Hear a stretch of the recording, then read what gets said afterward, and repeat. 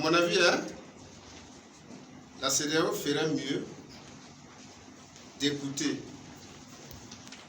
les cris de détresse des populations de la région du Sahel que d'engager un bras de fer ou des injonctions ou des menaces à peine voilées. De quoi nous parlons? La crise qui secoue au jour d'aujourd'hui l'Afrique de l'Ouest, en particulier la région du Sahel, a une histoire. Et si nous partons tout de suite interroger l'histoire de la crise sécuritaire qui nous préoccupe actuellement là, nous allons tout de suite se rendre compte que la CEDEAO y est pour quelque chose. De quoi parlons-nous? La crise qui nous secoue aujourd'hui a pris sa source depuis le nord Mali, une ville appelée Aguelhok, en 2012. En 2012, quand Nicolas Sarkozy a décidé d'aller en Libye, décapiter la Libye, par la même occasion tuer le guide libyen à la personne de Mohamed Kadhafi avec son histoire de l'OTAN. C'était les portes de l'enfer que Sarkozy nous a ouvertes. C'était les portes de l'enfer que Sarkozy a ouvert pour la région du Sahel. Et les terroristes, les bandits armés, les narcotrafiquants sont sortis, envahis tout de suite le Mali, le nord Mali. La crise est partie de là.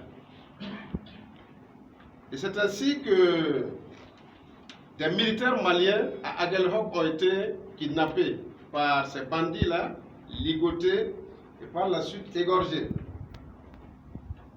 Ces militaires, les frères d'armes de ces militaires tombés là, n'étaient autres que les Amadou Aya Sanogo et son équipe. En 2012, piqués dans leur amour-propre, ont décidé de faire une descente à Bamako pour demander les moyens et retourner au front, régler leur compte avec l'ennemi. ATT, président en son temps, se savait incapable de résoudre le problème, a tranquillement laissé son fauteuil. Il est parti, il a laissé le fauteuil, il est parti. Les Aya sont arrivés à Koulouba, le palais de Mali, de Bamako s'appelle Koulouba. Les Aya sont arrivés à Koulouba, trouvaient que ATT était déjà parti. Donc il n'y avait personne sur le fauteuil.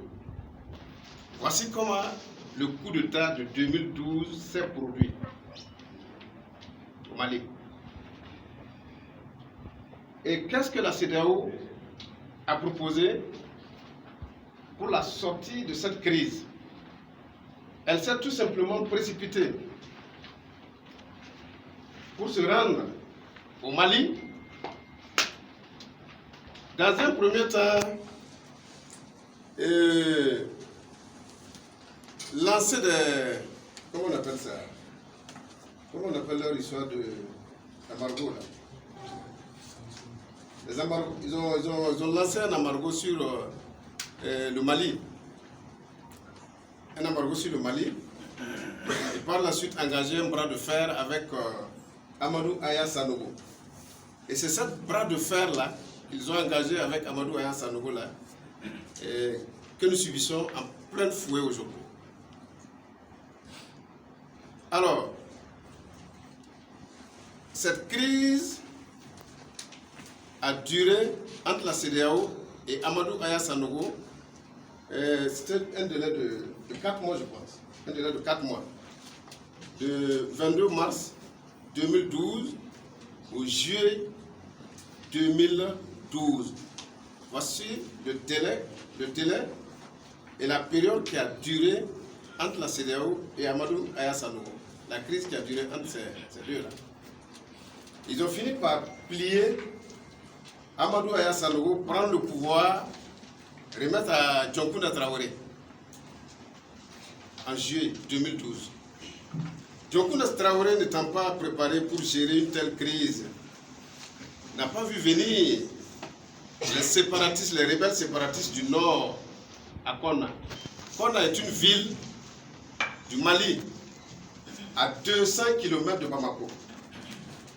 C'est à partir de là que Dioncounda s'est vu dans l'obligation d'appeler François Hollande au secours. C'est comme ça que l'opération Serval, plus tard Barkhane, qui est décriée aujourd'hui là, est entrée au Mali. Et tout de suite, ils ont mis ils ont tracé leurs limites, au point où l'armée malienne ne pouvait plus avoir la plénitude de leurs forces pour sécuriser le territoire. C'est comme ça que la crise s'est métastasée dans notre région du Sahel.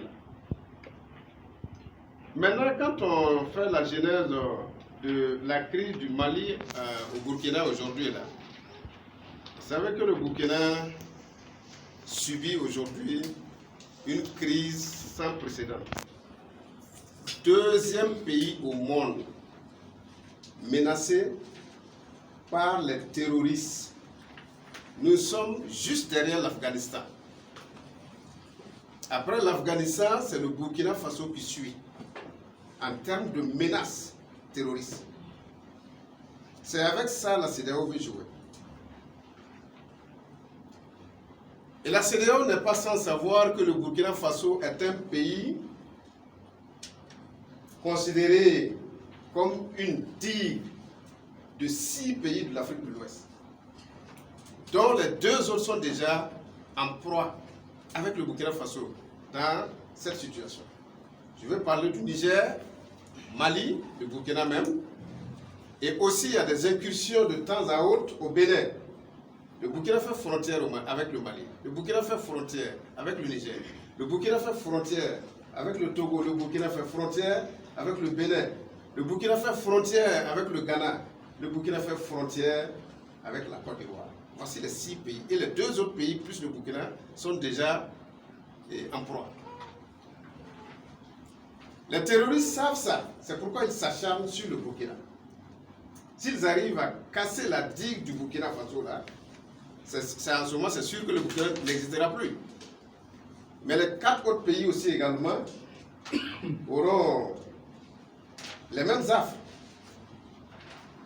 Donc moi, je souhaiterais ici, je suggère très fortement à la CEDEAO de faire profil bas, engager une crise de bras de fer du genre injonction, menace, pour je ne sais pas à quelle fin, quoi. Je ne sais pas à quelle fin. Donc ils feront mieux de faire profil bas. Le 22 janvier au 24 janvier 2022, là, le peuple burkinabé était en ébullition. Le peuple burkinabé était en ébullition. Le coup d'État, tous les Burkinabés ont vu venir le coup d'État. Et moi, je n'appelle même pas ça un coup d'État, je l'appelle un coup d'arrêt salvateur. Un coup d'arrêt salvateur. Et quand vous prenez les 5 ans plus les 1 an du règne du président Roch-Marc Christian Kaboré, là, qui nous donne un chiffre de 2000 Burkinabés tués. Si vous prenez les 6 années là, et vous additionnez, vous allez trouver que ça va nous donner quelque chose de 2190 jours. La moyenne nous donne, chaque jour que Dieu fait, de 2015 à aujourd'hui, un Burkinabé est tué, ou 2 Burkinabés. Chaque jour, quand nous allons étaler les morts, nos morts là, sur les 6 années là, chaque jour que Dieu fait, il y a un Burkinabé qui est tué. C'est de cela qu'il s'agit, c'est ça que l'armée a arrêté. 2 millions de déplacés. Quand nous allons faire également le bilan de ça, et la moyenne, 1000 Burkinabés se déplacent, quittent leur localité par jour. 2 millions de Burkinabés. 2015 à 2022. Enfin, 21. Pour ne dire que cela. Alors, sans oublier, aujourd'hui, il y a des Burkinabés qui circulent aujourd'hui avec des balles dans leur corps. Des blessés par-ci, des blessés par-là. Bon, quand nous allons faire tout ce bilan-là, à moins qu'il faut être un sans-cœur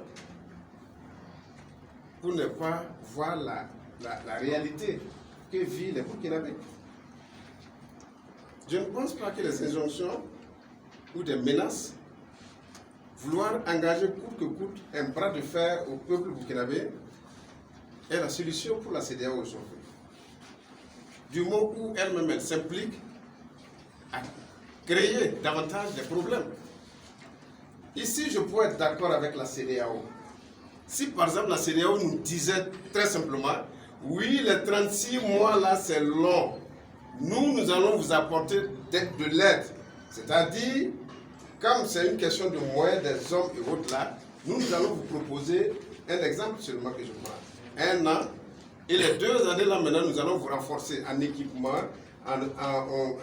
aux hommes et en moyens, tout. C'est-à-dire, nous allons vous appuyer. Hein? Si c'était par exemple comme cela que la CEDEAO procédait, là nous allons dire que c'est du donner et du recevoir. La CEDEAO a donné, la CEDEAO a demandé qu'on réduise le délai. Mais ici, que ce soit ici au Mali, la CEDEAO vient tout simplement faire des injonctions. Ah, on ne veut pas que vous restez 1 an, on ne veut pas que vous restez 2 ans. En retour, qu'est-ce que la CEDEAO propose? Rien du tout.